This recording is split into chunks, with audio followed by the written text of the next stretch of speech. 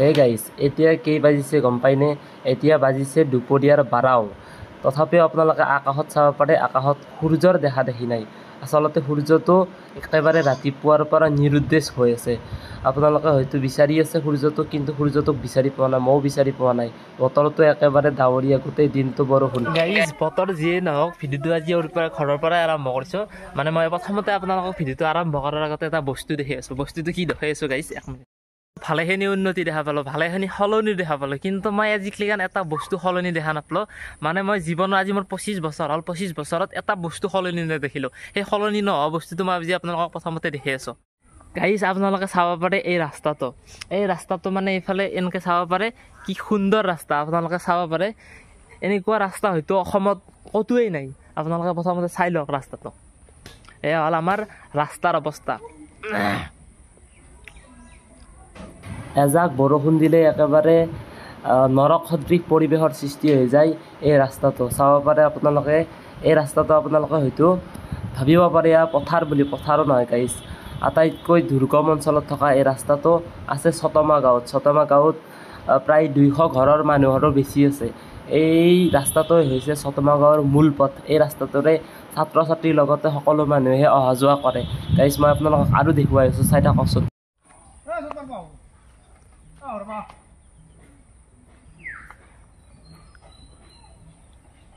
এইফালে আপোনালোকে চাব পাৰে, এইটো আপোনালোকে নৰ্দমা বুলি ভাবিব পাৰে।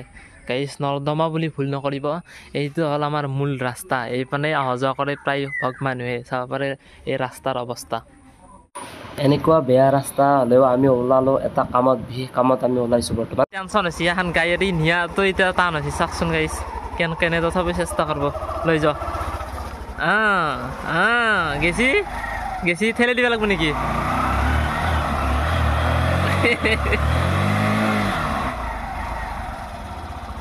চাকা চাক গাইজ, একদম ফেন ঘূৰা দিছি। গেছি যাব গেছি। এখিনি যাব পাৰিলে টেনশ্যন নাই। দেখছিনা আমাৰ গাঁৱৰ ৰাস্তাৰ অৱস্থা, কি কৰিম, উপায় নাই। এনেকুৱাই ৰাস্তা। মই আপোনালোকক অলপ আগতে ভালকৈ গোটেইখিনি দেখুৱাইছোঁৱেই। এতিয়া আমি অলপ ফুৰি আহোঁ, মানে কিবা এটা ল'ব লগা আছে বোলে তাৰ।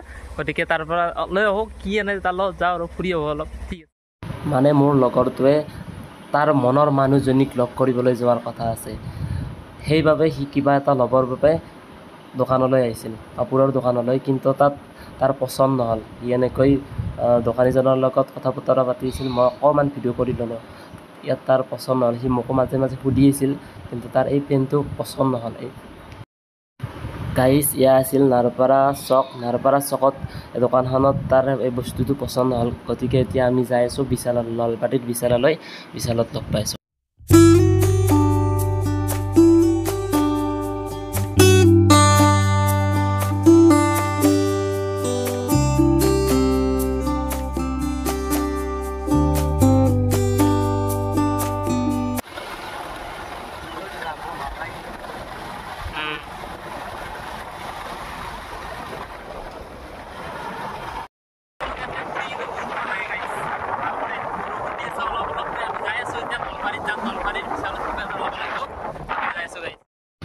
গাইজ, বৰ্তমান আহি পালোঁ আমি নলবাৰী বিশাল। চাব পাৰে নলবাৰীৰ বিশালত আমি বৰ্তমান এণ্ট্ৰি কৰিম। তাত কিবা কিবি বস্তু ল'ম। গাইজ, আপোনালোকক দেখুৱাইছোঁ নলবাৰী বিশালৰ ভিতৰৰ পৰা। আমি বিশালত আহিছোঁ। বিশালত এতিয়া আমি বস্তু চাই আছোঁ। তাক এটা পেণ্ট লাগে, ব্লেক পেণ্ট চাই আছে সি। এনেই থৈ দি ভালকৈ থ'ব দে। হয় নেকি? যাবি থৈ দিবি। বঢ়িয়া। তুমি বিশালত কাম কৰিব পাৰিবা তে? তোমাৰ দৰে ভাল ছোৱালী নাই কিন্তু। তোমাক লাগে কেনেকুৱা? চাই নালাগে? চাই ল। সেইটো কালাৰো বেয়া লগা নাই।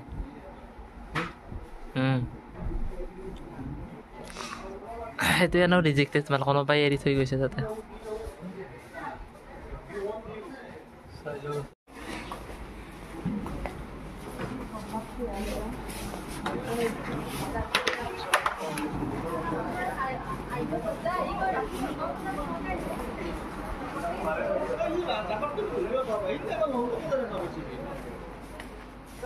তাৰপৰে এইবিলাক বস্তু আছে বিশালো মই অলপ প্ৰি প্ৰমোশ্যন কৰি দি আছোঁ এনেই আনপেইড প্ৰমোশ্যন এইগিলা ইফালে কাপোৰ বিস্ত্ৰী আছে কাপোৰ বিস্ত্ৰী বনাই ব্ৰ' পাইছ না নাই হোৱা নাই কিমান চাই আছে ট্ৰায়েল ৰুম আছে ট্ৰায়েল ৰুমত যাই চাই কি আছে এইটো মানে কেনেকুৱা লাগছে আপোনালোকে কমেণ্ট কৰি জনাবচোন মোৰ চইচ কিন্তু ভাল লাগছে এইটো গোটেই বেয়া লগা নাই মানে কিমান দাম এইটো প্ৰাইচটো কিমান আছে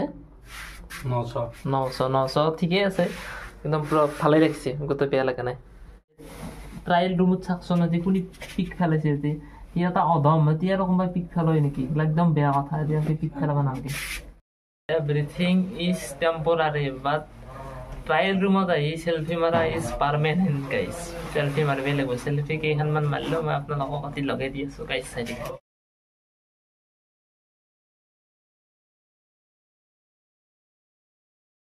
900 টকা বিল 900 টকা বিল